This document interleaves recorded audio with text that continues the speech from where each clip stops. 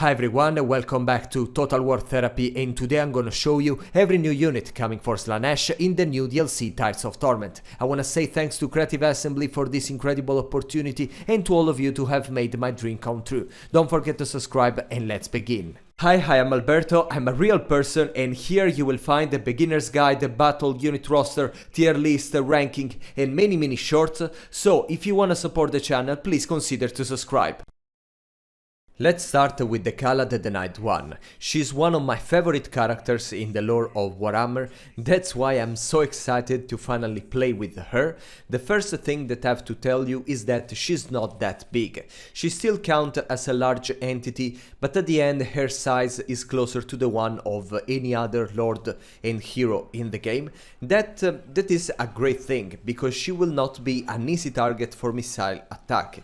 Then she got this shield, because apparently with their 6 swords she can deflect the arrows, and then she's very fast, of course, as you can expect. She will reach over the campaign the speed of a cavalry unit, even of a flying unit. The melee attack and melee defense are very high. She's a duelist, even if she can deal with even with large groups of entities, and especially the melee attack, if you consider that you can get in the campaign 2 weapons as an item, not 2 like any other lord and hero in the game. And yeah, her melee attribute will almost reach 100 in the campaign, so it will be almost undefeatable. Then the weapon strength is very high with armor piercing damage, anti-infantry bonus. The charge bonus is okay at the end, and then she got all the Slaanesh attribute, so the Strider, no penalty for caused by the terrain, the immunity to psychology, so she doesn't fear monsters, the devastating flanker, so when she charged the flanks or the rear she will get a bigger bonus. Then the physical resistance, so she will be even more protected by physical attack, and then many different abilities. That the only one that I wanted to spoil to you is this vortex that is called Whirlwind of Pleasure.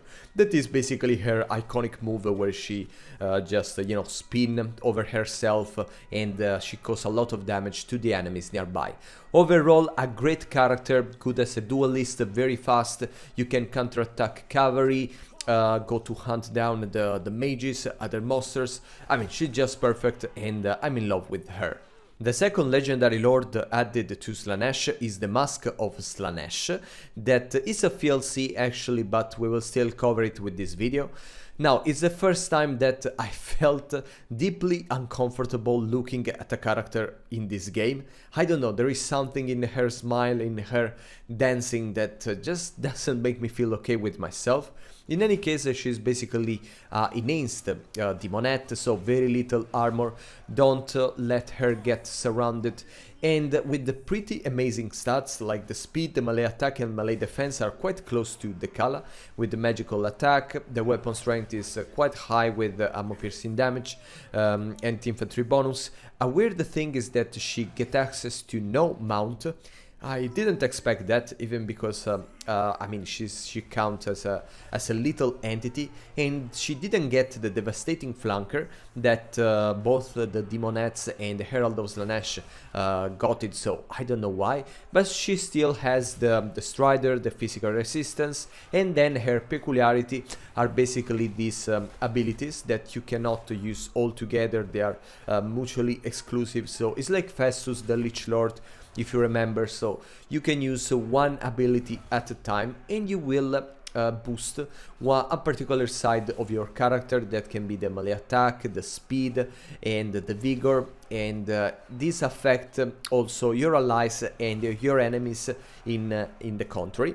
Overall, she's a great character, good against other characters, but yeah, at the same time not she doesn't perform that well against a bunch of infantries, so you should avoid to be engaged in these large groups. And yeah, anyway, both a support and melee specialist, and yeah, unless the aesthetics that makes me feel weird, I like this character. As a generic lord for Slaanesh, we got the Chaos Sorcerer Lord, that is basically the upgraded version of the Chaos Sorcerer hero.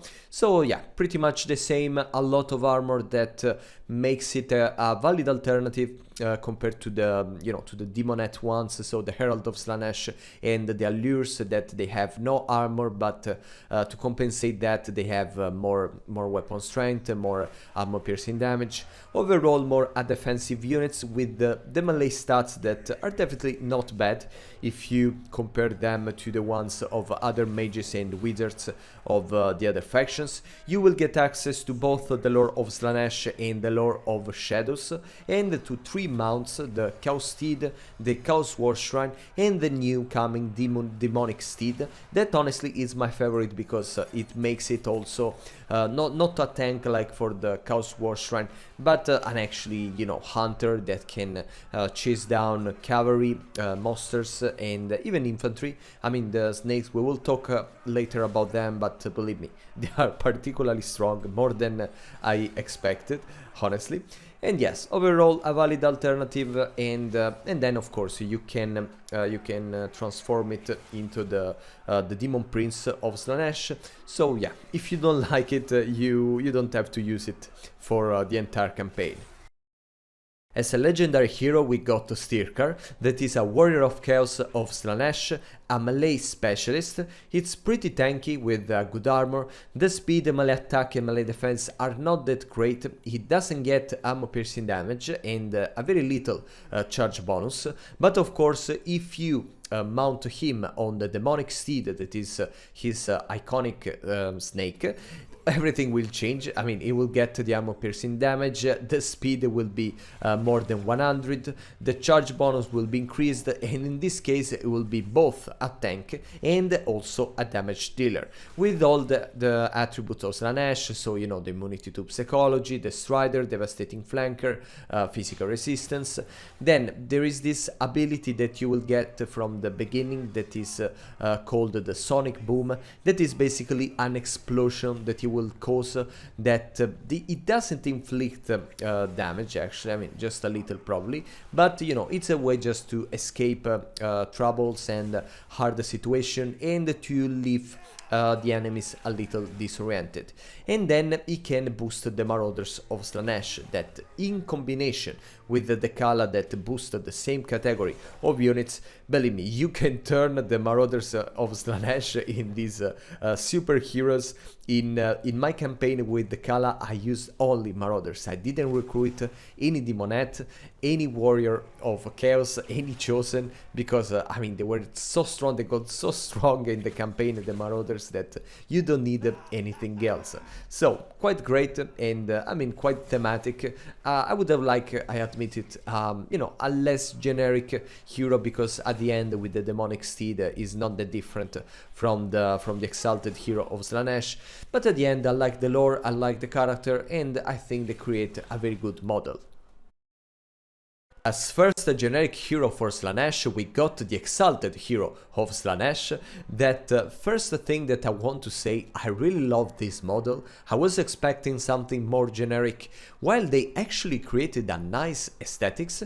Now, overall, this is a defensive character. He got plenty of armor, the shield to protect from missile attack, then he got the missile resistance, the physical resistance, so it's quite great against the arrows if you want to send it, as a first unit to absorb all the missile damage of the enemy. The melee attack and melee defense are great. It's not that fast like the Demonette-like characters, but it's okay. He got the charge reflection and the charge defense, so you can use it to hold the line together with your melee infantry, and of course all the attributes of Slaanesh. Then he can get the Chaos Steed as a mount, then the Demonic Steed, that is the snake, and also the Chaos Chariot. You can just decide which one you prefer. He got the poison damage to reduce the stats of the enemy. Now, how to use it? Of course, it depends on the mount, but on foot we can say that he's not, a duelist or a damage dealer, so you should use it mostly to defend and to absorb damage, and while other units are doing the job. but when it got the demonic steed and so on, then it will get the armor piercing damage, more charge, more speed, and in that case it can be even a demon hunter, he can be a monster hunter, a cavalry hunter, and yeah, whatever. I really like it, and I think it's a nice addition. We needed something more tanky for Slaanesh, so yeah, I really like it. The Druchii Anointed is the second generic hero that we got with this package. Now, it's great. First, he has a very long sword. It's very long, and it's quite awesome, especially with the steed, because I mean he's whirling with this very long great sword.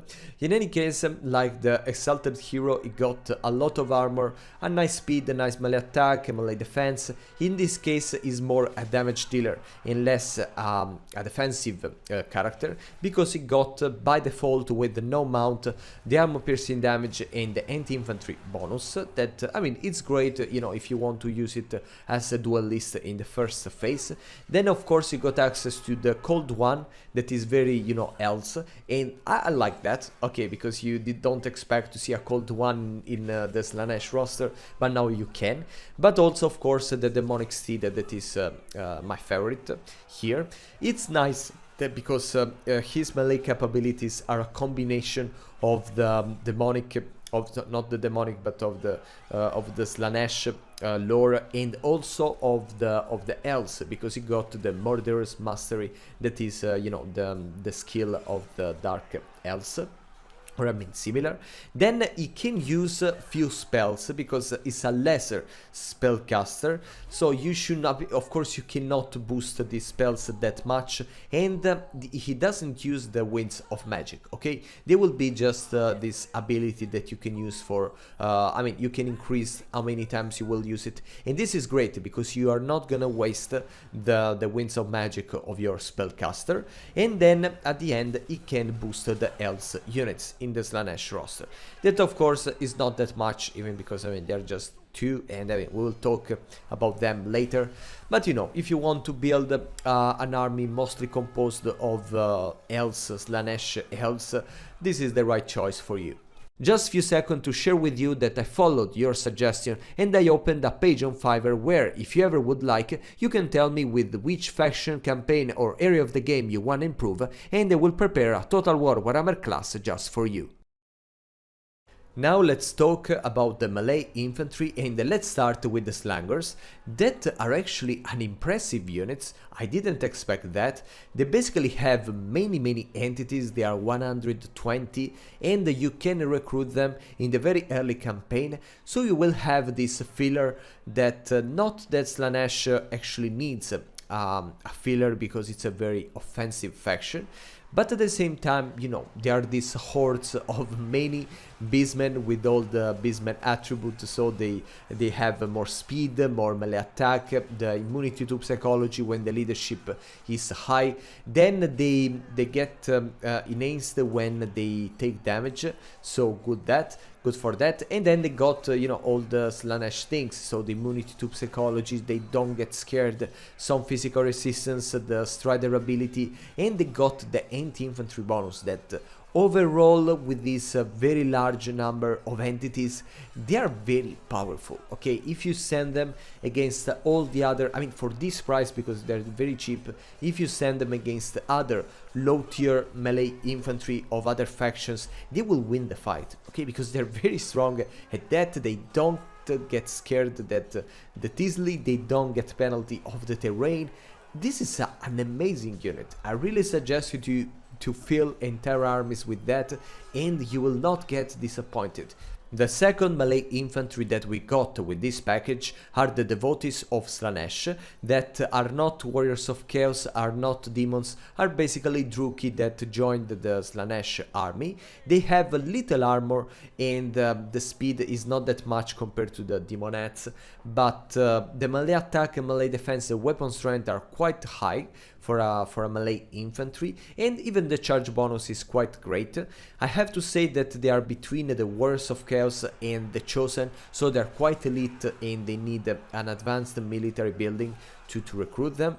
And then yeah, they're still very Slaaneshy, so they have the physical resistance, the immunity to psychology, the Strider, and then the Murderous Euphoria, that is something more elves than the Slaanesh, where basically they get enhanced with the time spent in melee. They're great. I would seriously replace many other units of Slaanesh with them. They don't have the armor piercing damage that for a unit that is more elite than you may think. And for this price, probably I would have expected something like that, even because they don't have a lot of armor. So they have still to, you know, to deal with low tier infantry. They're not that good against armored elite infantry, but yeah, overall they're great. You can boost them with the anointed Druchii, and in this case the combination will be stronger, not that much, but at least. And yeah, I like them. The first missile infantry for Slaanesh that we ever got are the Devotees of Slaanesh with Crowssbows. Now, I'm extremely happy for this choice of Creative Assembly, because in Slaanesh, more than monsters, we really needed a missile unit and even a flying monster, but we will talk about that later. These Devotees of Slaanesh with Crowssbows are extremely powerful. They are a very elite unit. You need a 4-tier buildings to recruit them, and this is the only choice that probably I disagree with, because I would like some you know, more bread and butter range units for Slaanesh, but it's okay. In any case, they don't sacrifice any melee capabilities compared to the double swords counterpart. They still have the double swords and the anti-infantry bonus, but you will get also this range attack. So over the campaign you can just replace your Devotees of Slaanesh with the Devotees of Slaanesh with Crowssbows. You don't need to combine them, even if they are a little more expensive, not even that much. In any case, they get all the Slaanesh attribute that I already told you a lot of times, and this range attack is armor piercing. That is great, because you can deal a lot of damage even to armored units, and yeah, this is great. And as a last thing, I know that many of you didn't like the model, because I mean, it's not there was not a huge effort to make them unique compared to the other Dark Elves. But I can tell you that I didn't feel that. I mean, they are more than okay. I feel that they are more Slaanesh than Dark Elves, even if I mean, they are not with naked and you know, half boy half girl. And yeah, very very funny, and I like them.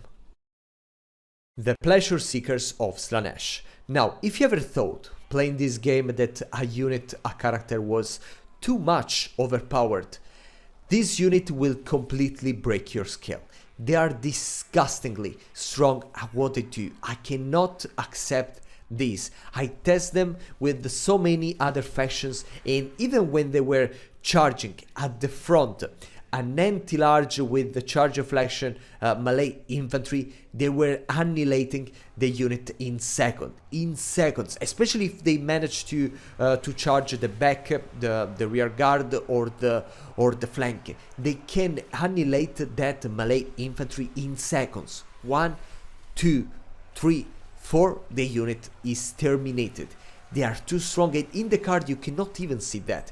Probably the combination of weapon strength with armor piercing damage, the speed multiplied for the charge bonus, and the devastating flanker, all together, I think that we are in front of the new best cavalry unit in this game, even more of the Rot Knights. They're incredible, they are terrible at that, and probably they will debuff them at some point, because they cannot be that dramatically strong. Then they get the shields, so they're even protected by missile. They don't have a lot of armor, but they have the physical resistance. They have the Strider, so the speed will not be affected. The poison effect, magical damage. I mean, overall, it's terrible. Believe me, when you will start to play with them, you will feel like, I mean, why I'm playing this game if there is a unit that can just destroy everything that they see? I don't know what to think. But yes, just try it and you will understand. The Riders of the Mighty Serpent. This is a unit of Norska, I mean a regiment of renown added to Norska, but you can use it also in your Slaanesh campaign, and that's why I wanted to include it in this video. In any case, they are just a marauder horsemen like the Slaanesh one, but here with this rage, that is an ability that increased some stats with the time spent in melee, and then the battle songs where they names the leaderships of the allies, and they can even make them cause fear if there is enemy in the presence. In any case, I don't know what to say. The Heralds of Excess. In this case, this is a pure Slaanesh regiment of renown of the Seeker Chariots. Now they are more pink first, and second, they get the perfect vigor, so they will never get tired during the battle. But yeah, overall they are like the generic Seeker Chariots. Yeah, I think they didn't make a huge effort with the Regiment of Renown this time. In other DLCs they were actually greater than some units, but here a little less. By the way, if you are considering to buy one of the many amazing DLCs of Total War Warhammer 3, there is a link in the description that will bring you directly to Instant Gaming, a place where you can find your favorite games with a great discount, and through the link you will also support the channel. The Champions of Slaanesh, they are a monstrous infantry, so they count as a large units, but I have to say that the size itself is the same of any other warriors of chaos, so they are not that big. But this is great because they will not be like Dechala, an easy target for missile units, and I can tell you that they are extremely great. Okay, they are very good. They are of course a little, I mean, they are quite expensive. They are basically like very elite cavalry, and but they work, you know, very well. They have a good armor with the shield also, because with their swords they can deflect arrows, but less than Dechala, because Dechala got 6 arms while them only 4. The speed is huge and you can increase it over the campaign. Melee attack and melee defense are very high, and the weapon strength is more than 100, and the campaign of course you can upgrade it. And then they have the armor piercing damage and the anti-infantry bonus, then the charge bonus and all the Slaanesh effects. Now what I want to say about this unit is that they are strong against everything. You can send them against infantry, you can send them against characters, against cavalry. They will perform very well. Okay, they are very fast, they are very elusive. Okay, they can just jump from one area to the other, and I mean, you will not see them coming. And yeah, I had a lot of fun with them, and I'm so happy that it's not a single entity monster, but it's actually a unit with the more entities, because they can really bring destruction wherever they go. So, and yeah, I suggest you to take a lot of them, because they will help you a lot with any situation, and I think that they at the end they represent the quintessence of the Slaanesh roster. The Pleasure Guard is the Regiment Renown version of the Champions of Slaanesh. They get most of the stats boosted, and then they got this couple of ability. One is the Unbreakable, so they will never suffer penalty of leadership, and in this way they will never rout, so quite, I mean, more resilient and reliable than the generic Champions of Slaanesh. And then the Unyielding Assault, where basically their melee attack will never be reduced during battle, so they will still hit very hard. Okay, I think that it would be right to point out that there is another monster in this roster, that it's not a unit but it's a summon ability, but I think that it was important to mention it to you, even if I cannot say more because it's part of the campaign and not of the roster itself. Basically, you can summon a giant cow spawn of Slaanesh with, I mean, in some particular conditions. That it's very funny. Honestly, I never liked the cow spawn in general of whatever monogods, but in this case, it was funny. I admit it. I like the giant version. Probably if they would have made the giant version for each monogod, I would have preferred it. Okay, it's definitely more funny. But yeah, I cannot share more about that with you. So for now, just it was just to say, okay, there is even this stuff now. The Preyton. Now, I have a lot to say about this unit, so let's go step by step. I'm very happy that they added a flying unit. I hope that it could be the Chimera, but I'm okay with the Preyton, and we really need it. Okay, this Slaanesh roster was lacking in many fields, and like against a Thunderbird of the dwarves, you had no means to defeat it. But you know, with this unit, you get finally some air power to counterattack dragons, flying machines, flying units, so it's great. The model itself for me is not that much Slaanesh. I know that it's open to debate. There is not a direct link to the lore of this beast to Slaanesh, but at the end, when you look at the model, it's just a flying beast. Okay, a little purple, and understand that it's an enchanted deer, so is the beauty incarnated in some way. But still, I would have appreciated some details to the model that they would have make it more Slaanesh, because in this way it's just you know, a beastman unit mostly. Now, as the unit itself, it's very expensive. That is an important thing to know now. And it's good. I mean, it's supposed to be an anti-large monster, so you have to deal against other dragons, other flying monsters, or you know, you have just to intercept a monster on the ground and attack it. He got the armor piercing damage with a lot of weapon strength, I admit it. The armor is quite mid, but even with the missile resistance that it's very high, you have to be a little careful about the missile units. The melee attack is good, the melee defense no, the speed is great, but for a flying unit of Slaanesh I would have expected a little more. Charge bonus okay, then it got all the Slaanesh attributes. The frenzy, where basically its stats got increased when the leadership is high.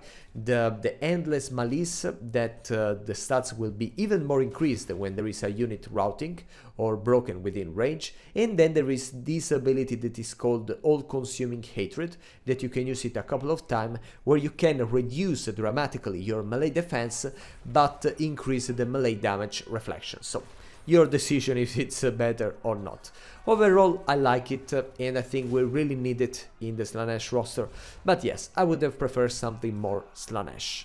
The Scourge of Arden is the regiment of renown of the Preyton of Slaanesh, and it got some of the stats boosted, and then this couple of ability. The first one is hide in the forest, so you don't have the vanguard deployment that they could have added at this point, but yeah, you can hide it in the forest and it will not be seen like all the other monsters. And then the Strider, that I think it counts only when you are on the ground and not flying.